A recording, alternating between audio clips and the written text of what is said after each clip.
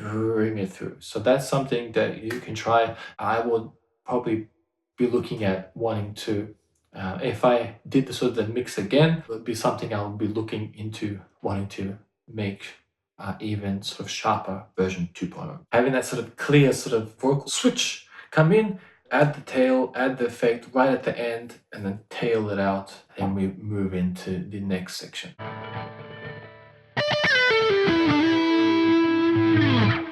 One idea, if you want to quickly switch off one of the effects, is using that flutter effect, the trans effect, bring it in, and you can cut the effect and it's not noticeable. So if you feel like something's going too much, or you have a point where you want to cut something out, you can use another effect to complement it, and then as that effect's going, you can cut out the effect. So we have this sort of shimmer, we have this space that we've created. Now we want to cut most of it out. We add a bit of the trans effect, and then we stop, and it goes back to where it was.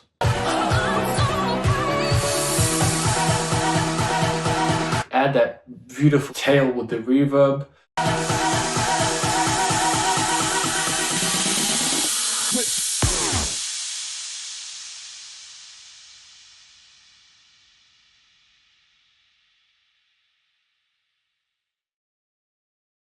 Notice how we wait for that switch section to come in, because we use that just before when we transition. So we waited for that vocal line to come in switch, and we switched over to the next song. And now we continue, wait for that switch to come in.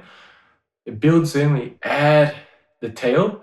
The only thing I would have preferred here was that it would be cool if I was able to cut it out for just a second, allow the switch to be clean, and then bring in the rest of the reverb. So that's something you can try.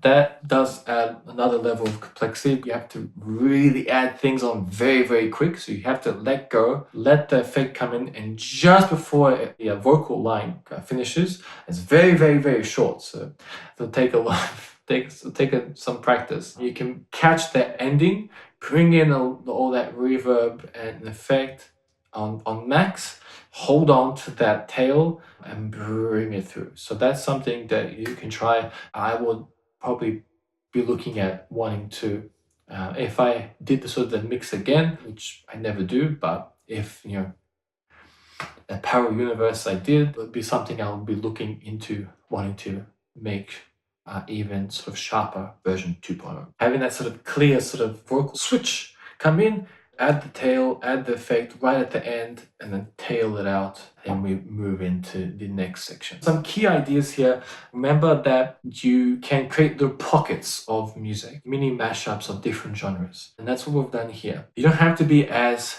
forceful as I am in this example, where you have, you know, some very darker sort of tone coming in and then a very bright one, because it sometimes might not work in your favor. In this case, I was confident that it could work, because then after that one, we're bringing in a song that sort of meets it halfway. We give a call, we really give a great switch, and then we bring in another song that meets it halfway to sort of balance things out again. Would I do this a few more times?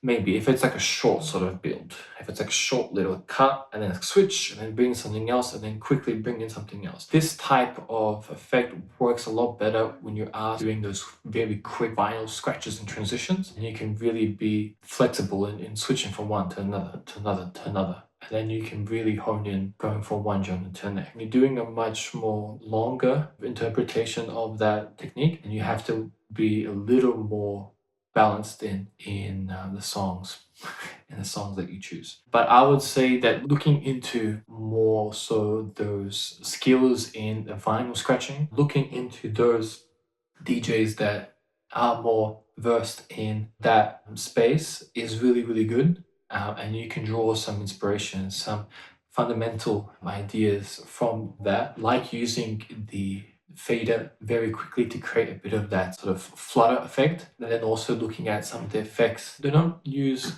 too many effects, not heavy so much on effects, but just understanding how to really relax your hands a little bit and be a little more softer in the amount of attention you put into the knobs and stuff like that. That really helps. You can have a little bit of a smoother playing style on your decks. Just like, for example, when you're driving the car or you're a tennis player or something like that. You don't want to hold a racket like, super tight. You don't want to drive like, like this. You want to, just relax your hands. It's the same thing with playing guitar. When you're first starting out, it's very much, and then the key is just to relax. You don't have to put so much tension on the strings. You don't have to always have your blood dripping down your hands from the guitar. You can relax. You don't have to put as much pressure onto the guitar to get the desired effect that you want. So the same thing here. It just comes down to just practice, practice, practice.